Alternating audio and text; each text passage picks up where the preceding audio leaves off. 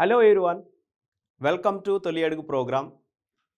ఈ తొలి అడుగు ప్రోగ్రాంలో భాగంగా మీకు ఈ వీడియోలో అటార్నీ జనరల్ ఆఫ్ ఇండియా గురించి వివరించబోతున్నాను. సో మీకు ఇంతకు ముందు వీడియోస్లో కూడా national commission for SC, national commission for ST, national commission for backward classes and also CAG, okay, election commission of India, వీటన్నిటి గురించి వివరించడం జరిగింది. ఈరోజు ఈ యొక్క అటార్నీ జనరల్ ఆఫ్ ఇండియా గురించి వివరిస్తున్నాను. ఎందుకంటే ఈ యొక్క అటార్నీ జనరల్ ఆఫ్ ఇండియా కూడా ఒక కాన్స్టిట్యూషనల్ బాడీ, రాజ్యాంగపరమైన పదవి అని చెప్పుకోవచ్చు మనం. ఓకే, సో గుర్తుపెట్టుకోండి, election commission of India, national commissions for SC, ST and backward classes, okay, special officer for minority linguistic and also you can say, అలాగే మీకు election commission of India, CAG అవ్వచ్చు. ఓకేనా, ఇలాగా కొన్ని పదవులు, కొన్ని సంస్థలను ఓకే రాజ్యాంగపరమైన సంస్థలుగా భారత రాజ్యాంగం గుర్తించడం జరిగింది. సో ఇక్కడ మీకు అటార్నీ జనరల్ ఆఫ్ ఇండియా కూడా రాజ్యాంగపరమైన సంస్థ, కాన్స్టిట్యూషనల్ బాడీ, గుర్తుపెట్టుకోండి, కాన్స్టిట్యూషనల్ బాడీ అంటాం. ఓకేనా, రాజ్యాంగపరమైన సంస్థ. సో భారత రాజ్యాంగంలో ఓకే పార్ట్ 5, రిమెంబర్, భారత రాజ్యాంగంలోని 5వ భాగంలో ఆర్టికల్ 76 ద్వారా మనకు ఈ యొక్క అటార్నీ జనరల్ ఆఫ్ ఇండియా గురించి తెలుసుకోవచ్చు. ఓకే, నౌ సో జనరల్గా చాలామందికి తెలియదు ఇది అటార్నీ జనరల్ ఆఫ్ ఇండియా అంటే ఏంటో. ఇక్కడ క్లియర్గా సింపుల్ ఒక ఎగ్జాంపుల్తో చెప్తున్నా నేను. సపోజ్ ఒక ప్రైవేట్ సంస్థ కానీ, ఒక ప్రైవేట్ వ్యక్తి కానీ ఓకే గవర్నమెంట్ మీద అగెనిస్ట్ ద గవర్నమెంట్కి వ్యతిరేకంగా ఏదైనా కోర్టులో కేసు వేసినప్పుడు గవర్నమెంట్కి ఒక న్యాయమూర్తియో న్యాయవాదియో అవసరమవుతాడు కదా వాదించడం కోసం. సో జనరల్గా మీరేమనుకుంటారంటే, చాలామంది తెలియని వాళ్ళు, సుప్రీంకోర్టు, హైకోర్టు కూడా గవర్నమెంటే కదా. సో ఒక ప్రైవేట్ వ్యక్తి గవర్నమెంట్కి వ్యతిరేకంగా కేసు వేసినప్పుడు యొక్క సుప్రీంకోర్టు, హైకోర్టు న్యాయమూర్తులు గవర్నమెంట్ తరపున వాదిస్తారేమో అని జనరల్గా అనుకోవడం జరుగుతుంది. కానీ అది తప్పు. ఓకేనా, సో ఇండియాలో జ్యుడిషియల్ సిస్టమ్ అనేది, న్యాయ వ్యవస్థ అనేది ఒక ఇండిపెండెంట్ బాడీ, ఓకే, స్వతంత్ర సంస్థ అది. సో అలాగైతేనే ఇండియాలో ప్రతి ఒక్కరికి న్యాయం ఈక్వల్గా వస్తుంది, సమకూరుతుంది. కాబట్టి జ్యుడిషియల్ సిస్టమ్ అనేది ఏటికి అంటే ప్రైవేట్ సంస్థకు గాను, గవర్నమెంట్కి గాను ఓకే ఫేవర్గా ఉండదు. సో కాబట్టి గవర్నమెంట్ తరపున వాదించడం కోసం ఒక వ్యక్తిని నియమించడం జరుగుతుంది. ఓకే, ఆ వ్యక్తి డెఫినెట్గా మంచి న్యాయ కోవిదుడై ఉండాల. ఓకేనా, మంచి న్యాయ కోవిదుడై ఉండాలంటే మంచి లా మీద మంచి పట్టు ఉండాల. ఓకేనా, ఆ వ్యక్తే attorney general of India. So ప్రభుత్వం తరపున వాదించే వ్యక్తిని మనం అటార్నీ జనరల్ ఆఫ్ ఇండియా అంటాం. సెంట్రల్ లెవెల్లో అయితే okay attorney general of India అంటాం. సో ఈరోజు మీకు ఈ వీడియోలో ఈ యొక్క అటార్నీ జనరల్ ఆఫ్ ఇండియా గురించి తెలుసుకుందాం. ఓకేనా, right. Now listen. So attorney general of India is a part of union executive. So గుర్తుపెట్టుకోండి, ఇది చాలా ఇంపార్టెంట్ విషయము. సో యూనియన్ ఎగ్జిక్యూటివ్లో ఒక భాగం అటార్నీ జనరల్ ఆఫ్ ఇండియా యొక్క యూనియన్ ఎగ్జిక్యూటివ్లో యొక్క కార్యనిర్వాహక వ్యవస్థ ఉంది కదా, ఆ యొక్క కార్యనిర్వాహక వ్యవస్థలో యొక్క అటార్నీ జనరల్ అనే వ్యక్తి కూడా ఉండడం జరుగుతుంది. ఓకే, గవర్నమెంట్ని స్మూత్గా రన్ చేయాలంటే ఒక అటార్నీ జనరల్ కూడా చాలా important. So attorney general of India is a part of union executive, very very important. Okay, it is not under the part of legislation. ఓకేనా, so now attorney general is the highest law officer in the country. So ఇది very very important. So దేశంలో అత్యున్నత న్యాయపరమైన officer ఎవరంటే attorney general of India. Okay, attorney general of India highest law officer in the country. గుర్తుపెట్టుకోండి. Article 76 of the constitution provide for the office of attorney general of India. Article 76 భారత రాజ్యాంగంలోని article 76 ద్వారా మనకు ఈ యొక్క attorney general of India గురించి తెలుసుకోవడం జరుగుతుంది. సో ఈ యొక్క అటార్నీ జనరల్ని ఎవరు అపాయింట్ చేస్తారు, ఎలిజిబిలిటీ ఏంటో చూద్దాం. So the attorney general is appointed by the president on the advice of the government. ఓకేనా. సో ఇది ఒకటి విషయం గుర్తుపెట్టుకోవాలా. సో గవర్నమెంట్ అంటే ఏంటంటే ఇక్కడ క్యాబినెట్లో ఉండే క్యాబినెట్ మినిస్టర్స్ ఇంక్లూడింగ్ పిఎం వాళ్ళు రెఫర్ చేయడం జరుగుతుంది. ఒక న్యాయ కోవిదుడిని రెఫర్ చేయడం జరుగుతుంది. ఆ న్యాయ కోవిదుడిని ప్రెసిడెంట్ అపాయింట్ చేయడం జరుగుతుంది. ఓకేనా. సో గుర్తుపెట్టుకోండి, ఎప్పుడైతే క్యాబినెట్ డిసొల్యూషన్ అయిందనుకో, ఎప్పుడైతే క్యాబినెట్ మినిస్ట్రీ రద్దయిందనుకోండి, ఆటోమేటిక్గా అటార్నీ జనరల్ పదవి కూడా రద్దవ్వాల్సి ఉంటుంది. సో కొత్తగా రాష్ట్రపతి చేత కొత్త అటార్నీ జనరల్ని అపాయింట్ చేయడం జరుగుతుంది. ఓకేనా. సో అటార్నీ జనరల్ని ఎవరు అపాయింట్ చేస్తారండి? రాష్ట్రపతి. ఎవరి సలహా మేరకు? ఎవరి సలహా మేరకు? గవర్నమెంట్, ప్రభుత్వం. గవర్నమెంట్ అంటే ఎవరండి? Cabinet ministers including PM. ఓకేనా. సో ఆర్టికల్ 76 ద్వారా మనకు ఈ యొక్క అటార్నీ జనరల్ గురించి తెలుసుకోవచ్చు. నౌ క్వాలిఫికేషన్స్ ఏంటో చూద్దాం. ఏం క్వాలిఫై ఉండాలి, అంటే అర్హతలు ఏంటి, అటార్నీ జనరల్ అవ్వాలంటే అర్హతలు ఏంటో చూద్దాం. He or she must be a person who qualified to be appointed a judge of Supreme Court. గుర్తుపెట్టుకోండి, అటార్నీ జనరల్ ఆఫ్ ఇండియా అవ్వాలంటే ఆయన క్వాలిఫికేషన్ వచ్చేసి జడ్జ్ ఆఫ్ సుప్రీం కోర్ట్. ఒక సుప్రీంకోర్టు జడ్జికి కావాల్సిన అర్హతలేమో ఆ అర్హతలన్నీ ఆ వ్యక్తికి ఉంటే ఆ వ్యక్తి అటార్నీ జనరల్గా అపాయింట్ చేయడం జరుగుతుంది. He must be a citizen of India, that is as usual కదా, భారతీయ పౌరసత్వమై ఉండాలా. Okay. And he must have been a judge for some high court for 5 years. So న్యాయమూర్తిగా 5 years హైకోర్టులో పనిచేసి ఉండాలా, లేదంటే న్యాయవాదిగా an advocate of some high court for 10 years. So గుర్తుపెట్టుకోండి, హైకోర్టులో న్యాయమూర్తిగా 5 years పనిచేసి ఉండాలి, లేదంటే ఏదైనా హైకోర్టులో న్యాయవాదిగా 10 years పనిచేసి ఉంటే అతన్ని అటార్నీ జనరల్ ఆఫ్ ఇండియాగా ప్రెసిడెంట్ అపాయింట్ చేయడం జరుగుతుంది. సో క్వాలిఫికేషన్స్ ఏంటండి? అటార్నీ జనరల్ ఆఫ్ ఇండియాకి పదవికి కావాల్సిన అర్హతలు ఏంటి? అతడికి సుప్రీంకోర్టు జడ్జికి ఉండవలసిన అర్హతలన్నీ ఉండాలి. అంటే భారతీయ పౌరసత్వుడై ఉండాలి.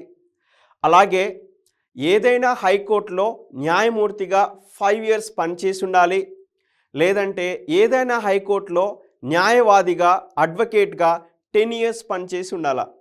ఓకేనా. Now term of the office. So పదవి కాలం చూద్దాం.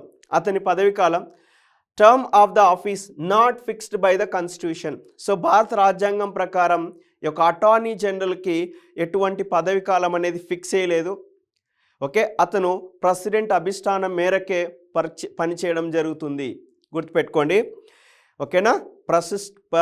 రాష్ట్రపతి యొక్క అధిష్టానం మేరకే ఈయన వర్క్ చేయడం జరుగుతుంది. సో రిమూవల్ ఎలా తొలగించవచ్చు చూద్దాం. Procedures and grounds for the removal of attorney general are not stated in the constitution. So భారత రాజ్యాంగంలో అతని రిమూవల్ ప్రొసీజర్ కూడా మనకు ఎలాంటి ఇన్ఫర్మేషన్ ఇవ్వలేదు. He holds office during the pleasure of the president, may be removed by the president at any time. So రాష్ట్రపతి అభిష్టానం మేరకే ఇతను ఆ యొక్క పదవిని కొనసాగించడం జరుగుతుంది. అండ్ మరి క్యాబినెట్ మినిస్ట్రీగా కోల్పోతే, డిసొల్యూషన్ అంటే రద్దయినప్పుడు, ఒకవేళ క్యాబినెట్ ప్రభుత్వం పడిపోయినప్పుడు అతని పోస్ట్ కూడా కోల్పోవడం జరుగుతుంది. లేదంటే అదే వ్యక్తినైనా నియమించవచ్చు కొత్త క్యాబినెట్స్, లేదంటే వేరే వ్యక్తినైనా నియమించవచ్చు. ఓకేనా. వేరే వ్యక్తినైనా నియమించవచ్చు.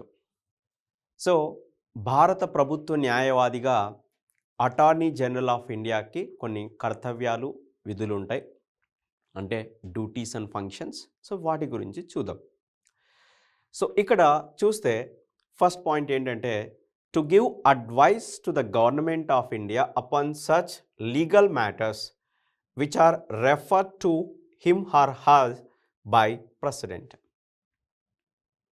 అంటే సో ఏదైనా రాజ్యాంగపరమైన శాసనాలు, సపోజ్ సింపుల్గా చెప్తున్నా, సో సెంట్రల్ లెవెల్లో ఏదైనా బిల్ పాస్ అయింది అంటే రాజ్యసభలో, లోక్సభలో బిల్ పాస్ అయింది.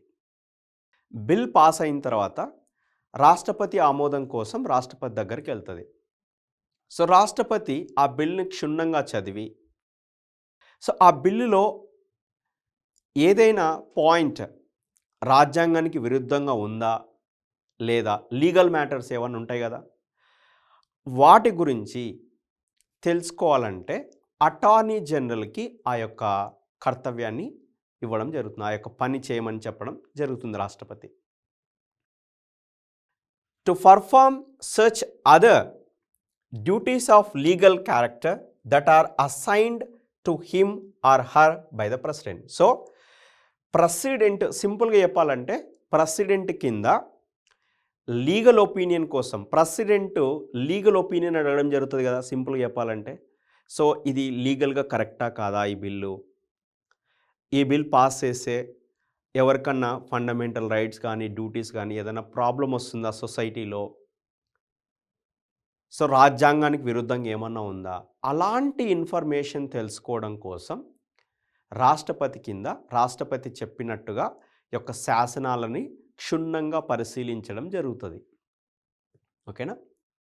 Next, to appear on behalf of the government of India in all cases in the supreme court or in any case in any high court in which the government of India is concerned.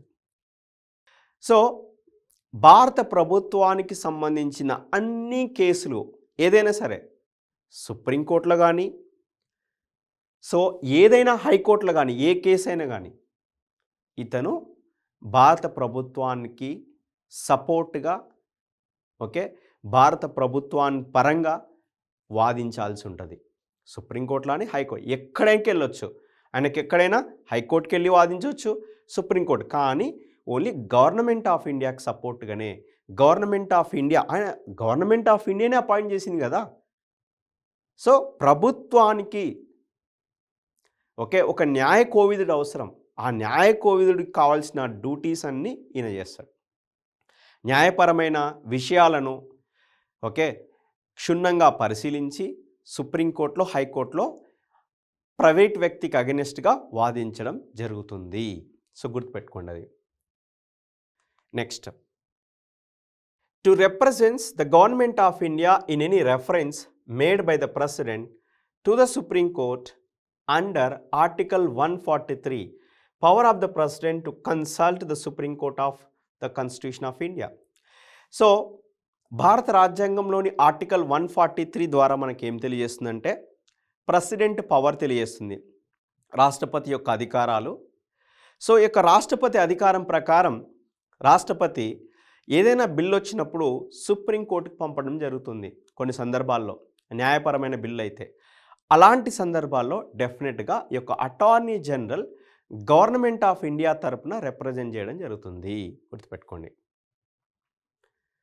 To discharge the functions concern on him or her by the constitution or any other law. So రాజ్యాంగం పరంగా కానీ లేదంటే ఏదైనా శాసనం ద్వారా అతనికి ఏదైనా కొత్త విధులు ఇచ్చినా ఆ విధుల్ని తప్పకుండా చేయాల్సి ఉంటుంది. సో ఇలాంటి విధులు, కర్తవ్యాలు మరియు విధులను ఓకే ఈ యొక్క అటార్నీ జనరల్ చేయాల్సి ఉంటుంది. రైట్, మనం ఇప్పుడు అటార్నీ జనరల్ ఆఫ్ ఇండియా యొక్క హద్దులు మరియు హక్కుల గురించి తెలుసుకుందాం, అంటే రైట్స్ అండ్ లిమిటేషన్స్ గురించి తెలుసుకుందాం. సో అటార్నీ జనరల్ ఆఫ్ ఇండియాని ఏజీ అంటున్నాయి ఇక్కడ. Attorney general of India has the right to speak and take part in the proceedings of both the houses of parliament or their joint sitting or any committee of the parliament of which attorney general may be named as a member but without a right to vote. ఇది చాలా important point. So Lok Sabha, Rajya Sabha ఈ 2 సభలకు attend అయ్యే హక్కు యొక్క attorney జనరల్‌కి ఉంటది. జనరల్‌గా లోక్సభలో తీసుకుంటే వాళ్ళు ప్రజల చేత ఎన్నుకోబడిన వాళ్ళు గదా! సో, ఇతనేమో ప్రజల చేత ఎన్నుకోబడలే. కానీ ఇతను లోక్సభలో కూర్చోవచ్చు, రాజ్యసభలో కూర్చోవచ్చు, జాయింట్ సిట్టింగ్‌లో కూడా కూర్చోవచ్చు. తన యొక్క వాదనలు ఏమన్నా ఉంటే, ఏదన్నా బిల్ పాస్ అయ్యేటప్పుడు తన యొక్క వాదనలు ఏమన్నా ఉంటే, ఆ వాదనలు కూడా ఆ సభలో చర్చించొచ్చు. వాళ్ళకు చెప్పొచ్చు స్పీకర్‌కు. కానీ ఓటు హక్కు అయితే లేదు. గుర్తుపెట్టుకోండి. అటార్నీ జనరల్ ఆఫ్ ఇండియా లోక్సభలో, రాజ్యసభలో కూర్చోవచ్చు. వాదనలు వినిపించొచ్చు. వాదనలు చెప్పొచ్చు. కానీ ఓటు హక్కు అయితే లేదు. ఇది ఒక స్పెషల్ పవర్ ఇతనికి. స్పెషల్ రైట్ ఇది.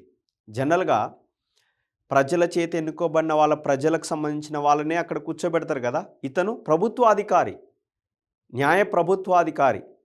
ఓకేనా? కానీ ఇతనికి కూడా ఆ యొక్క హక్కు అనేది ఇవ్వడం జరిగింది. So, attorney general of India enjoys all the privileges and immunities that are available to a member of parliament. అంటే భారత పార్లమెంట్లో ఉండే సభ్యులకు ఎలాంటి విశేష అధికారాలు ఉంటాయో, ఎలాంటి మినహాయింపులు ఉంటాయో, ఎలాంటి హక్కులు ఉంటాయో, ఆ హక్కులన్నీ, ఆ మినహాయింపులన్నీ, ఆ విశేషాధికారాలన్నీ యొక్క అటార్నీ జనరల్ ఆఫ్ ఇండియా కూడా వర్తిస్తాయి. అర్థమైంది కదా? విశేషాధికారాలు ఏవైతే ఒక ఎంపీకి ఉంటాయో మెంబర్ ఆఫ్ పార్లమెంట్కి, అవన్నీ ఈ యొక్క అటార్నీ జనరల్ ఆఫ్ ఇండియాకి వచ్చేస్తాయి. ఓకేనా? మరియు ఇక్కడ అటార్నీ జనరల్ ఆఫ్ ఇండియా అంటే భారత ప్రభుత్వ న్యాయాధికారి కదా. భారత ప్రభుత్వం తీసుకుంటే ministry of justice, law and justice కూడా ఉంటుంది కదా. ఓకేనా? న్యాయ మంత్రిత్వ శాఖ అంటాం, అది కూడా ఉంటుంది కదా. న్యాయమంత్రి, కేంద్ర న్యాయమంత్రి ఉంటాడు, ఈయన ఉంటాడు. వీళ్ళ మధ్యన ఏమన్నా సంఘర్షణ, ప్రాబ్లమ్స్ వస్తాయేమో అని చెప్పేసి అతనికి కొన్ని లిమిటేషన్స్ కూడా ఇవ్వడం జరిగింది. అర్థమైందా? సెంట్రల్ గవర్నమెంట్లో ఒక న్యాయపరమైన మినిస్ట్రీ కూడా ఉంటుంది. దానికి ఒక మినిస్టర్ కూడా ఉంటారు. ఆ మినిస్టర్కు ఈ యొక్క అటార్నీ జనరల్కి ఏదైనా సంఘర్షణ అంటే ఇద్దరికి ఏదైనా ఇష్యూలో ప్రాబ్లం వచ్చినప్పుడు, అలాంటప్పుడు ఎవరు ప్రాధాన్యత వహిస్తారన్న దాని గురించి కూడా మనం తెలుసుకోవాలి ఇక్కడ. ఎందుకంటే 2 సేమ్ కేటగిరీ. ఈయన భారత ప్రభుత్వ అత్యున్నత న్యాయాధికారి కదా. అక్కడ ఇంకా న్యాయానికి సంబంధించిన మినిస్టరు, ఓకేనా, మంత్రిత్వ శాఖ ఉండేది ఎందుకు. కాబట్టి ఈ యొక్క అటార్నీ జనరల్కు కొన్ని లిమిటేషన్స్ పెట్టడం జరిగింది. అవేంటంటే, సపోజ్ భారత ప్రభుత్వం తరపున ఇండియాలో ఎక్కడైనా వెళ్ళి కేసు వాదించి రమ్మంటే అతను వెళ్ళాల. ప్రభుత్వం చెబితేనే వెళ్ళాల భారత ప్రభుత్వం. తర్వాత ఇండియాలో ప్రైవేట్ కార్పొరేషన్స్ కానీ, గవర్నమెంట్ కార్పొరేషన్స్ కానీ ఏదైనా కంపెనీకి డైరెక్టర్ అవ్వాలంటే భారత ప్రభుత్వం యొక్క పర్మిషన్ తీసుకొనే అవ్వాల. జనరల్గా కాకూడదు. లేకపోతే ఏదైనా న్యాయ అభియోగం ఉన్న వ్యక్తి, అంటే నేరం చేసినాడని ప్రూవ్ అవ్వలేదు కానీ చేసిండొచ్చునో మన కోర్టులో డిస్కషన్ నడుస్తున్నప్పుడు ఆ వ్యక్తి తరపున వాదించాలంటే భారత ప్రభుత్వం చెబితేనే వాదించాలంతే. అలాంటి వ్యక్తిని సపోర్ట్ చేయకూడదు. అర్థమైందా? ఏదైనా వ్యక్తి ఒక కన్విక్షన్లో ఉన్నాడు, అంటే కేసు నడుస్తూ ఉంది, కంప్లీట్గా కన్విక్షన్ కాలేదు, అతను చేసినాడని ప్రూవ్ అవ్వలేదు, అలాంటి వ్యక్తికి సపోర్ట్ చేయకూడదు. సింపుల్గా చెప్పాలంటే భారత ప్రభుత్వం చెప్పిన మాట వినాల. అలాగే కొన్ని సందర్భాల్లో డిఫరెంట్ మినిస్ట్రీస్ ఉంటాయి కదా, like ministry of defence, ministry of aviation, అలాగా. సో ఆ మినిస్ట్రీస్ బిల్లులు ఫామ్ చేసేటప్పుడు కొన్ని సందర్భాల్లో లాకు సంబంధించిన డౌట్స్ వస్తాయి. వచ్చినప్పుడు ఈయన డైరెక్ట్గా పోయి వాళ్ళకి సజెషన్స్ ఇవ్వడానికి లేదు. భారత ప్రభుత్వంలో న్యాయ మంత్రిత్వ శాఖ ఉంది కదా, ఆ యొక్క న్యాయ మంత్రిత్వ శాఖ పర్మిషన్ ఇస్తేనే ఇతను ఆ యొక్క మినిస్ట్రీస్కి వెళ్ళి సజెషన్స్ ఇవ్వాల్సి ఉంటుంది. సో ఇవన్నీ అతనుకు లిమిటేషన్స్ అనమాట. ఓకేనా, all these are the limitations. Okay, now attorney general does not fall in the category of government service. So గుర్తుపెట్టుకోండి, ఆయన భారత ప్రభుత్వ ఉద్యోగి కాదు. గుర్తుపెట్టుకోండి, ప్రభుత్వ ఉద్యోగి కాదు. He does not comes under the category of government servants. He is not debarred from private legal practices. So private legal practices నుంచి debar చేయడం కుదరదు. However, he should not advise or hold any brief against government of India. So సింపుల్గా చెప్పాలంటే భారత ప్రభుత్వానికి అగెనిస్ట్గా, వ్యతిరేకంగా ఎక్కడా వాదించకూడదు. అది లిమిటేషన్, గుర్తుపెట్టుకోండి. సో ఈ యొక్క అటార్నీ జనరల్ అనేది ఒక అత్యున్నతమైన పోస్ట్ కదా. సో ఆ పోస్ట్కి వర్క్స్ ఉంటాయి కదా. సో అతనుకు హెల్ప్ చేయడానికి మళ్ళీ ఇద్దరు న్యాయ కోవిదులను నియమించడం జరుగుతుంది. వాళ్ళనే solicitor general of India and additional solicitor general of India అని అంటాం మనం. కానీ భారత రాజ్యాంగంలో వీటి గురించి అయితే ఎక్కడ చెప్పడం జరగలేదు.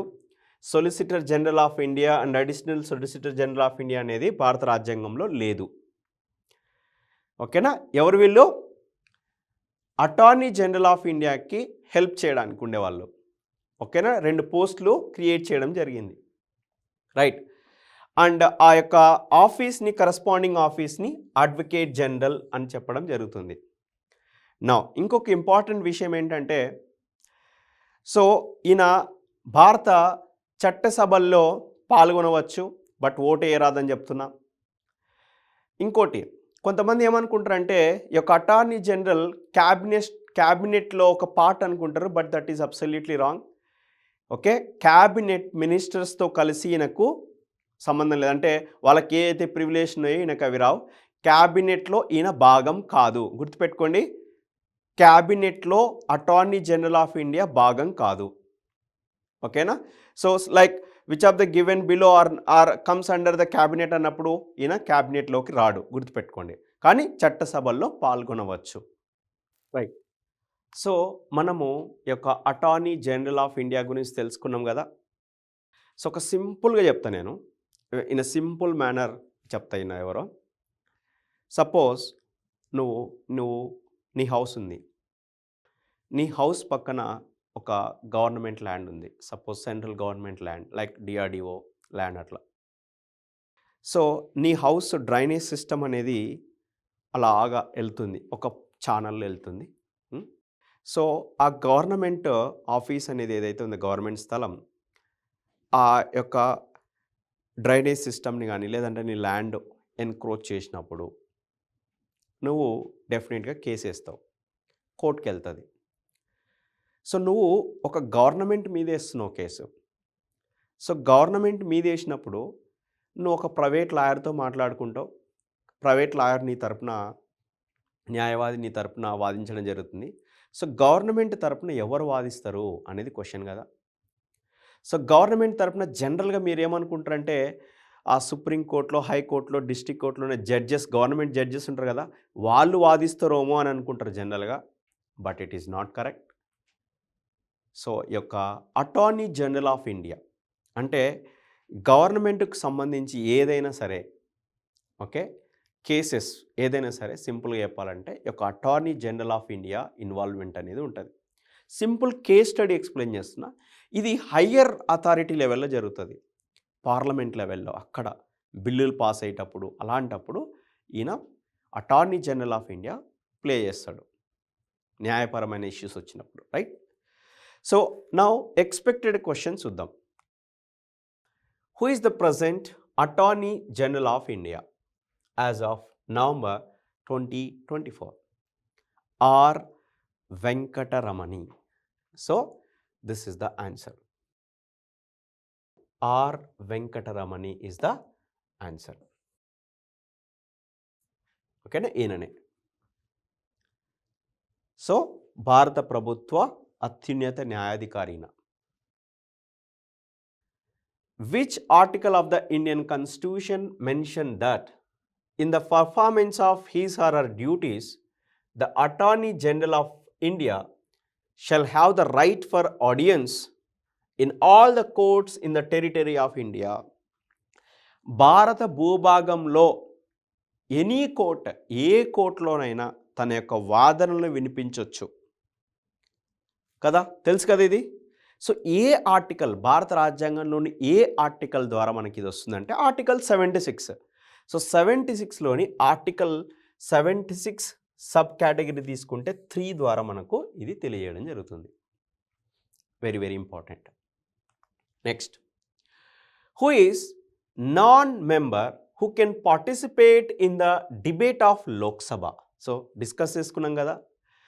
సో పార్లమెంట్లో సభ్యుడు కాకపోయినప్పటికీ తన యొక్క వాదనలు వినిపించగల వ్యక్తి ఎవరన్నా ఉన్నారంటే అది attorney general of India. Attorney general of India. The attorney general of India is dash of the government of India, is the chief law maker, chief law officer. Chief law officer is the attorney general of India. Which of the following statement is not correct about the Attorney General of India? Is not correct. Now see here. A person qualified to be appointed as the judge of the Supreme Court is eligible for the office of the Attorney General of India. Exactly correct. So, ఎవరైతే appoint చేయాలనుకున్నారో ఆ వ్యక్తికి supreme court judge కావాల్సిన అర్హతలు ఉన్నాయో అతను appoint చేయడం జరుగుతుంది. Article 76 provides for the attorney general of India. ఇది కూడా కరెక్టే కదా. ఆర్టికల్ 76 భారత రాజ్యాంగంలోని ఆర్టికల్ 76 ద్వారా ఇది వస్తుంది మనకు. He or she is considered the highest law officer in the country. Exactly, highest law officer కదా, chief law officer you can say. He or she is appointed by the prime minister of India. ఇది important. ఇక్కడ president ఉండాలి.